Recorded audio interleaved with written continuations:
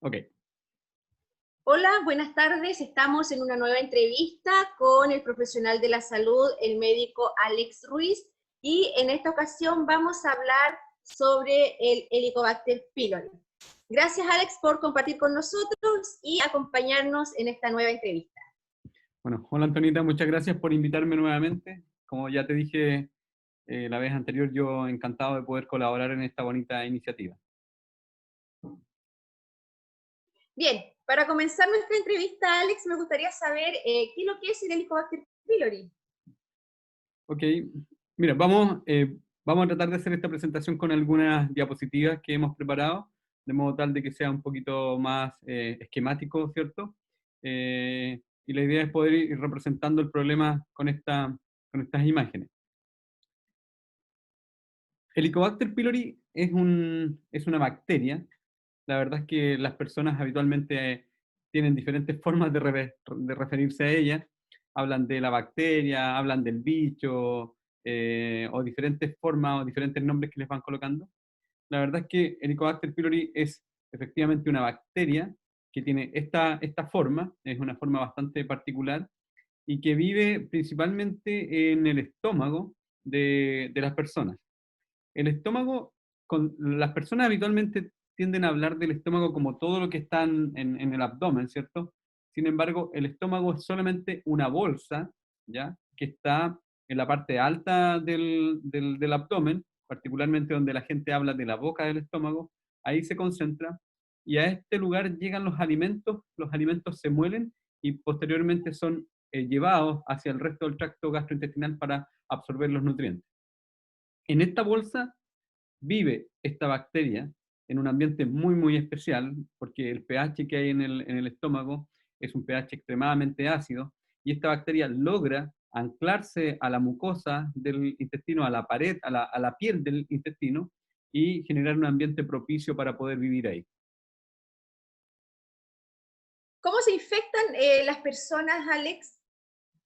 Bueno, en general la infección de la bacteria ocurre en etapas muy precoces de la vida. Se estima que alrededor de los 5 a 10 años la mayoría de las personas que tienen la infección ya están colonizadas, ya están infectadas por Helicobacter pylori. El mecanismo de transmisión habitualmente tiene que ver con la ingestión de sustancias que están contaminadas.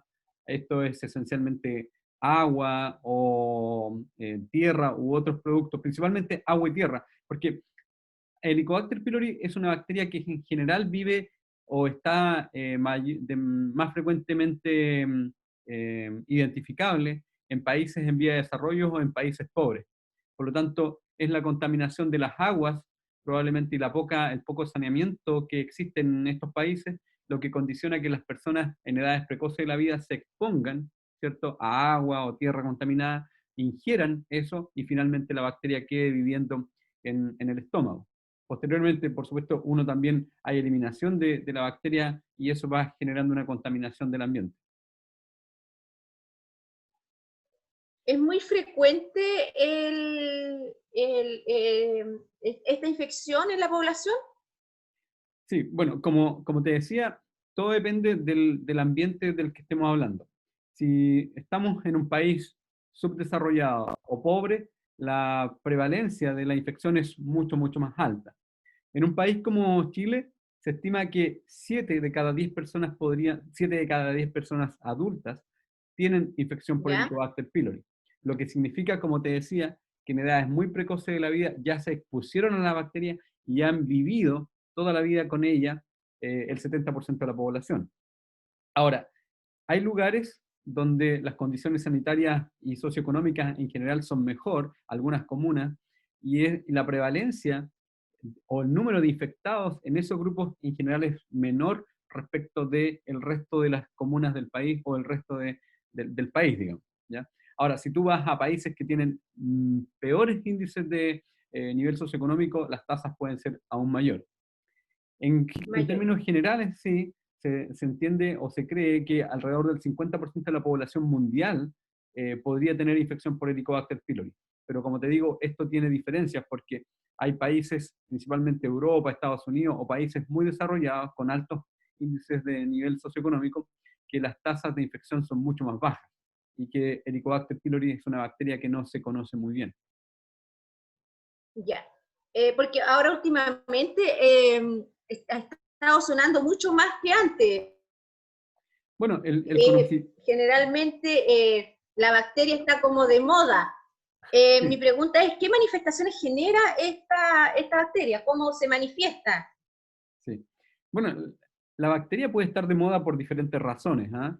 Pero Ujú. como te digo, la bacteria ha existido siempre y el 70% de las personas en Chile tienen la infección y la han tenido, el 70% de las personas adultas tienen la infección y la han tenido toda su vida. O sea, si tú tienes una Cuando me persona... refiero a que Cuando me refiero a que está de moda es que se conoce. Hoy ya esa bacteria, ya la mayoría de las personas maneja, digamos, el concepto de, o conoce que existe esta bacteria, porque antiguamente no se conocían, no. Por supuesto. Y por eso te digo, el primer concepto que hay que tener en cuenta es que la bacteria ya estaba ahí. Ok. Ya tenemos la infección por Helicobacter pylori.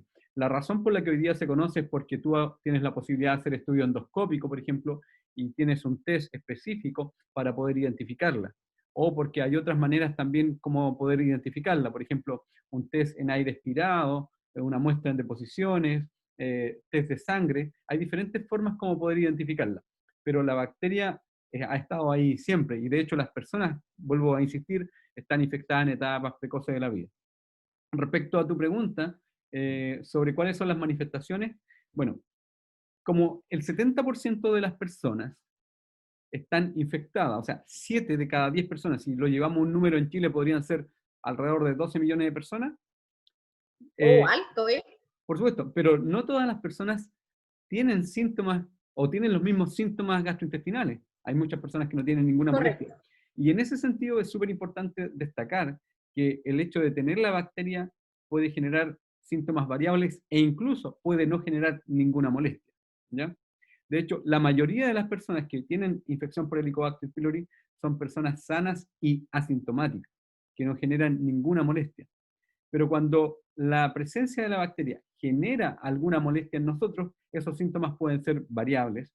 Y algunos de los más frecuentes son, por ejemplo, dolor en la boca del estómago, ¿ya? Acá en la zona Ujú. alta, sobre el ombligo, que habitualmente las personas refieren como una sensación de ardor, ¿ya? También pueden tener saciedad precoz, eso significa que con un poquito de comida sienten ya que el estómago les está, digamos que no satisface, que no entran más alimentos, o plenitud postprandial, que después de comer sienten como que la guatita les quedó muy llena, sobre todo en esta zona del epigastrio. Acidez, que es la sensación de reflujo, ¿cierto? O ácidos que suben por la boca, que también puede ser como una sensación de ardor, que a veces es más por reflujo que por Helicobacter pylori, que son cosas un poquito distintas, pero puede ser una manifestación.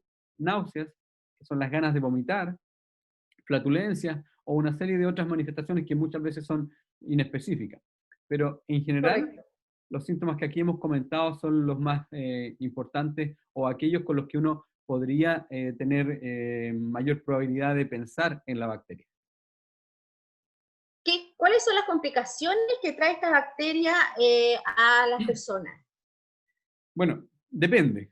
En general en la vida todo depende, ¿cierto? Y con el Helicobacter pylori un poco lo mismo. Ya.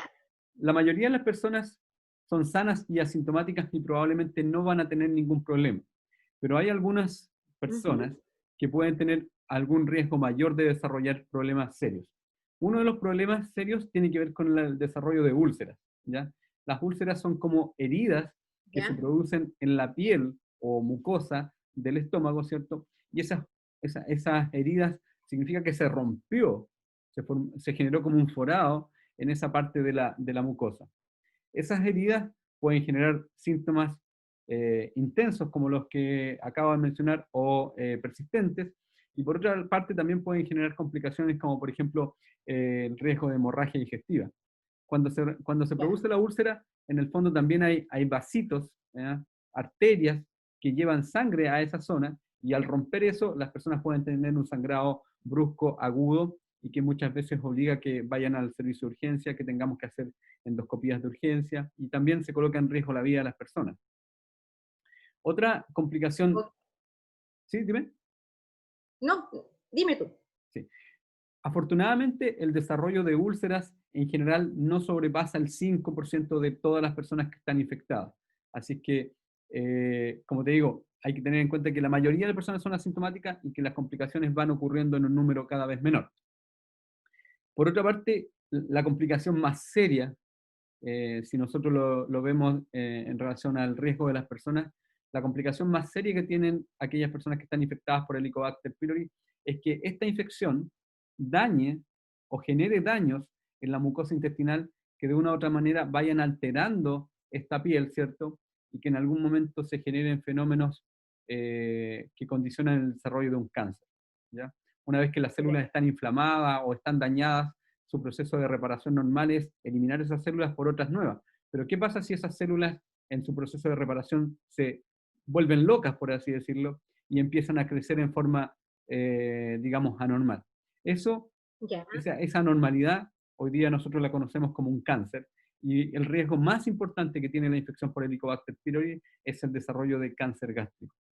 Este tema es extremadamente relevante porque en Chile el Helicobacter pylori es una condición muy prevalente y por otra parte el cáncer gástrico es el principal cáncer que genera mortalidad en la población chilena.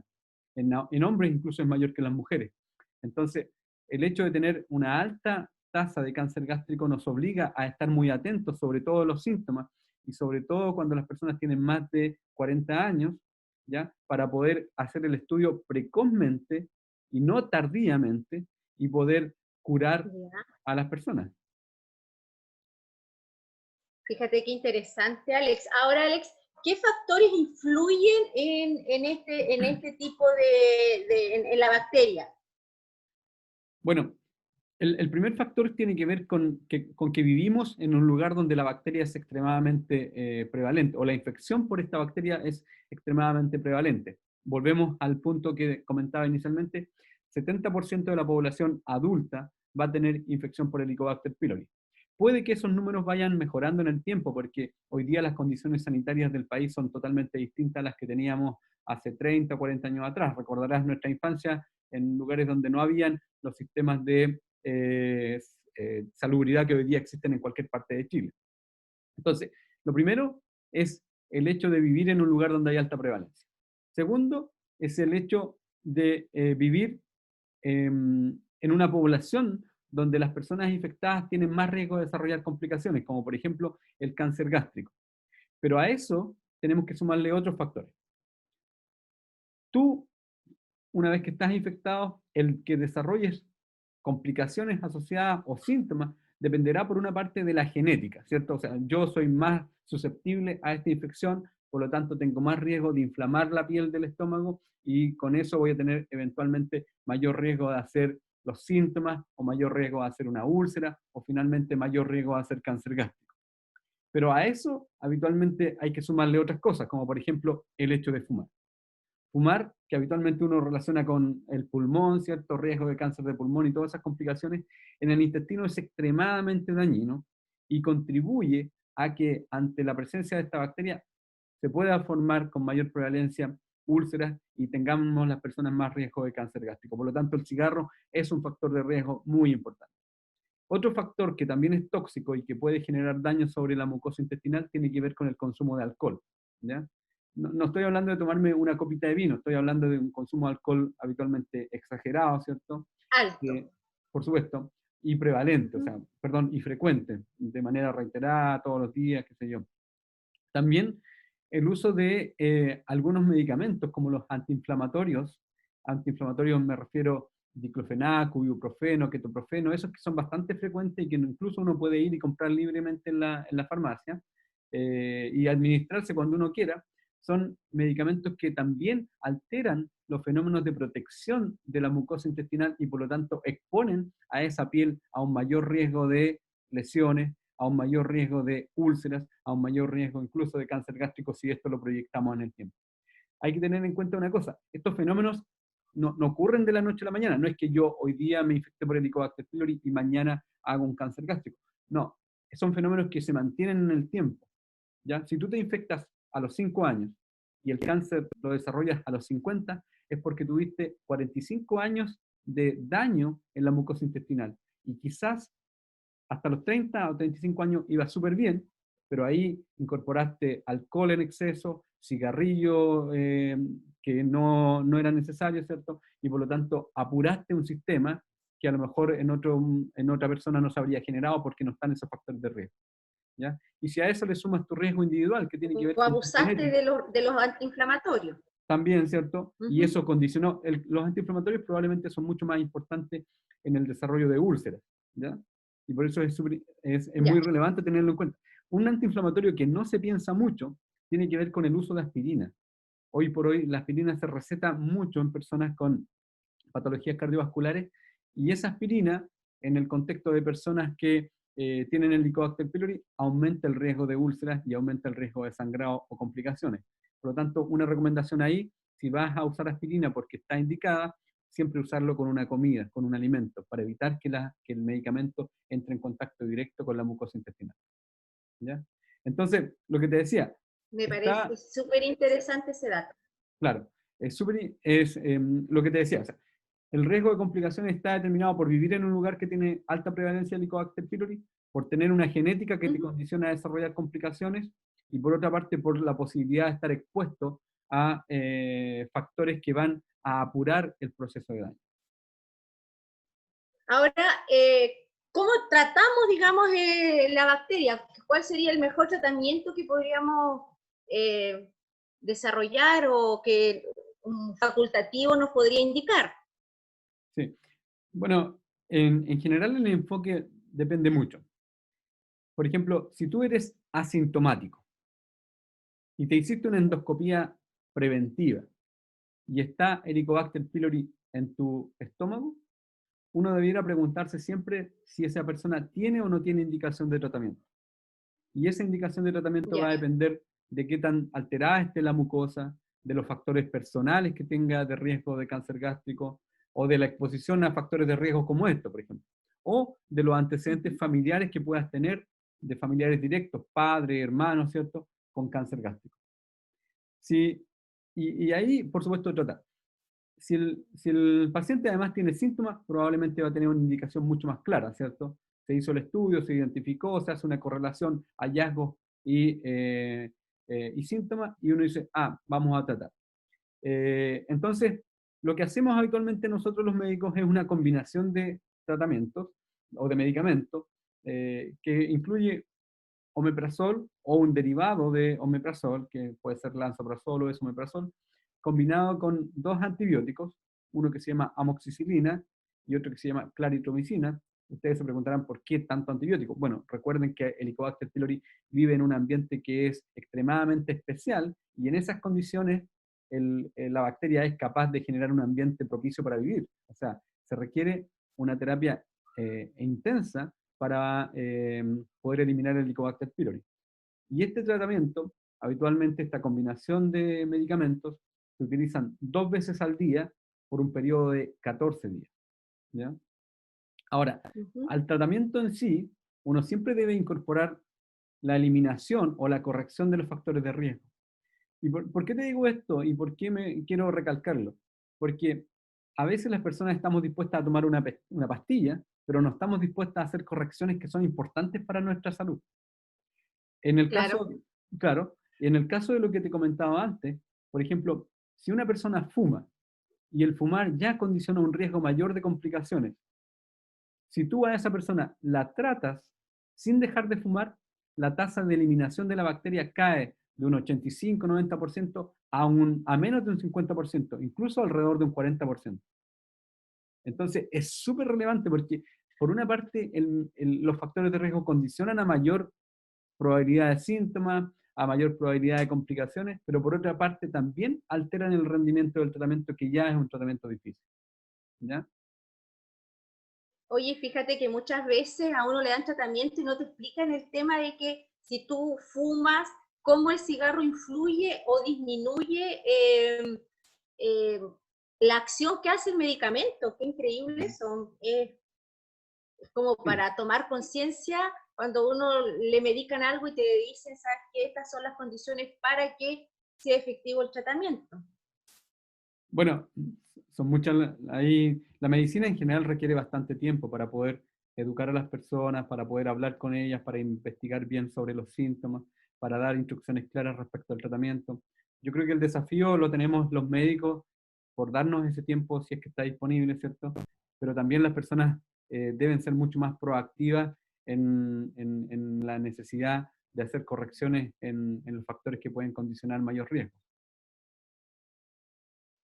Exacto. Te agradezco, Alex, que hayas compartido tu tiempo, ¿no es cierto? Y nos hayas educado en este tema que es tan importante como la bacteria que está presente y darnos unos lineamientos de cómo poder detectarla, cómo poder cuidarnos, ¿no es cierto? Y poder tener una mejor condición de vida. Así que muchas gracias por compartir con nosotros. De nada, pues yo, como te digo, encantado. Me gustaría resaltar un solo punto final. La mayoría de las personas que tienen riesgo de desarrollar complicaciones son personas que tienen más de 40 años, ¿ya? Por lo Ok. tanto, si una persona tiene síntomas como los que acabamos de comentar, y esos síntomas tienen una duración mayor a 2 semanas, se ha establecido que esas personas tienen potencialmente un riesgo mayor de complicaciones como la úlcera y especialmente un riesgo mayor de cáncer gástrico. Por lo tanto, estamos obligados los médicos a pensar en ello y a buscarlo. Si ustedes, si alguien cae en este grupo con estas características, debiera consultar, debiera ir a un gastroenterólogo o a un médico y pensar en que una endoscopía es una buena opción para poder identificar si hay alteraciones de la mucosa, para ver si hay Helicobacter pylori y para tomar las acciones correctivas que corresponden. ¿Ya? Yo te agradezco la Ok. invitación, me parece muy, muy buena esta iniciativa que ustedes tienen como escuela de poder llevar la salud a las personas, así que yo feliz de poder participar con ustedes. Ok, te agradezco, que estés bien y que tengas una hermosa semana.